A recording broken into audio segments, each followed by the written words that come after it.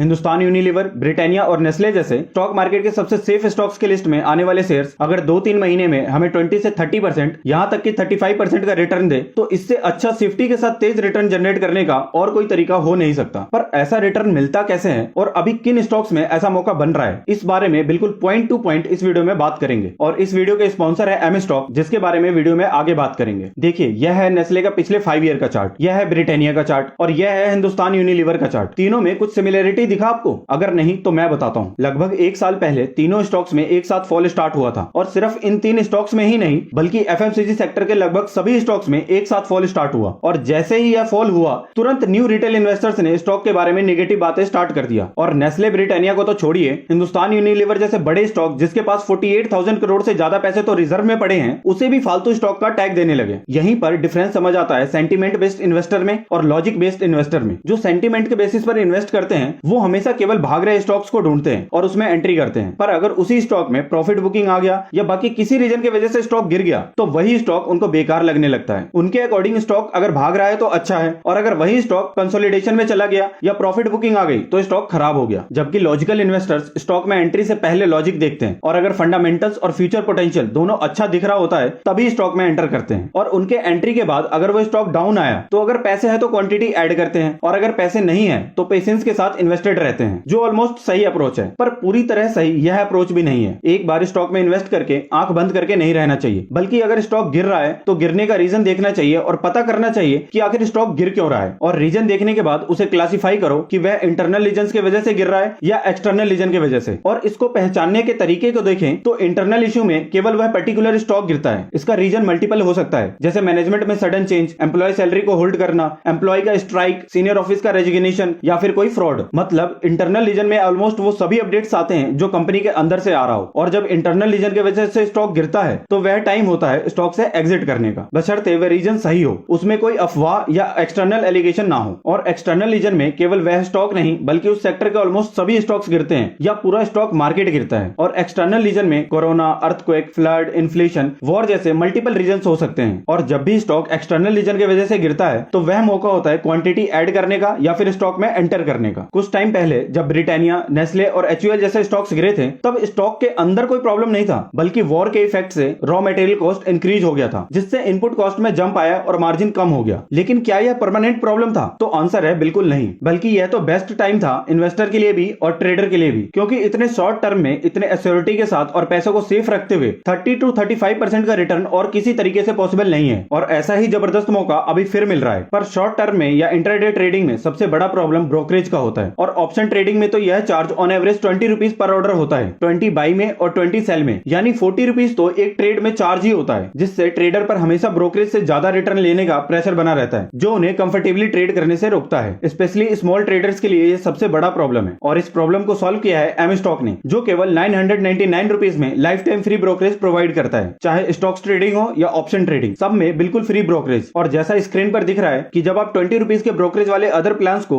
M stock से compare करते हैं तो ईयरली 96,000 का सेविंग होता है। वहीं इसका यूआई भी काफी अच्छा है। यहाँ आपको ग्लोबल इंडाइसेस भी मिल जाएगा, साथ में pre design baskets, news, trading view charts, voice search और 1 क्लिक ट्रेड प्लेसमेंट का फैसिलिटी भी मिलता है। Overall M stock active traders के लिए काफी सही है, जिसका लिंक आपको पिन कमेंट और डिस्क्रिप्शन दोनों जगह मिल जाएगा। तो अब देखते हैं कि अभी ऐसा सेफ्टी के साथ तेज रिटर्न कमाने का मौका कहां मिल रहा है और वहां कौन कौन से स्टॉक्स को चूज करना चाहिए। अभी हम डेली न्यूज में यूएस के इन्फ्लेशन के बारे में सुनते हैं, जिससे ऐसे स्टॉक्स या सेक्टर्स पर इंपैक्ट आना ऑब्वियस है जिसके रेवेन्यू में यूएस मार्केट का अच्छा रोल होता है। पर क्या इन्फ्लेशन किसी स्टॉक का इंटरनल प्रॉब्लम है? तो अब आंसर हम सभी को पता है कि बिल्कुल नहीं, बल्कि यह एक एक्सटर्नल प्रॉब्लम है। और एक्सटर्नल प्रॉब्लम हमेशा टेम्पोररी होता है। तो इस रीजन से जिस भी स्टॉक में फॉल आएगा वह रिकवर करके अपने प्रीवियस हाई को भी ब्रेक करेगा। और यूएस मार्केट से सबसे ज्यादा रेवेन्यू जनरेट करने वाला सेक्टर है आईटी का, जिसका इफेक्ट आईटी स्टॉक्स के प्राइस फॉल में ऑलरेडी दिख भी रहा है। टीसीएस जहां 20% के अप्रोक्स फॉल कर चुका है, वहीं इन्फोसिस 25% के अप्रोक्स, विप्रो 40% के अप्रोक्स, एचसीएल टेक 30% के अप्रोक्स, टेक महिंद्रा 40% के अप्रोक्स और एलटीटीएस भी 35 से 40% के अप्रोक्स फॉल कर चुका है। इसमें Wipro, tech Mahindra, HCL tech और एलटीटीएस अपने एवरेज 5 और 10 ईयर के पीई के अराउंड आ चुका है, यानी कि ये चारों अच्छे वैल्यूएशन पर आ चुका है। वहीं टीसीएस और इन्फोसिस अभी भी हायर साइड में ट्रेड कर रहा है। इन 6 स्टॉक्स का रेजिस्टेंस सपोर्ट लेवल देखें तो 6th में टीसीएस का 3000 का लेवल काफी अच्छा साइकोलॉजिकल सपोर्ट है और उसके नीचे यह दोनों जोन काफी अच्छे हैं। 5th स्टॉक है इन्फोसिस, जो अभी काफी अच्छे लेवल पर है। इसके नीचे डायरेक्ट 1150 का यह जोन इंपॉर्टेंट एक्सीलेंट है। फोर्थ स्टॉक विप्रो भी अभी काफी अच्छे सपोर्ट के पास है और इसके नीचे डायरेक्ट 340 का जोन अच्छा सपोर्ट है। थर्ड स्टॉक HCL टेक भी अभी काफी अच्छे सपोर्ट के पास है और इसके नीचे डायरेक्ट 740 का जोन अच्छा सपोर्ट है। Second stock tech Mahindra breakout देकर सस्टेन नहीं कर पाया और वापस नीचे आ गया। इसमें यह बेस्ट एक्यूमुलेशन लेवल है और अपर साइड में सस्टेन करने के बाद इसका टारगेट बहुत लंबा है। और फर्स्ट नंबर पर मेरा फेवरेट स्टॉक है L&T टेक्नोलॉजी सर्विसेज, जिसका यह दोनों जोन काफी अच्छा सपोर्ट है। ये 6 स्टॉक्स इन्वेस्टर्स को शॉर्ट टर्म में अच्छा गेन दे सकते हैं। तो इस वीडियो में इतना ही। वीडियो लाइक जरूर कीजिए क्योंकि ऐसा क्वालिटी कंटेंट बनाने का मोटिवेशन आपके लाइक से ही मिलता है। और एम स्टॉक का लिंक डिस्क्रिप्शन और पिन कमेंट में है, तो उसे भी जरूर।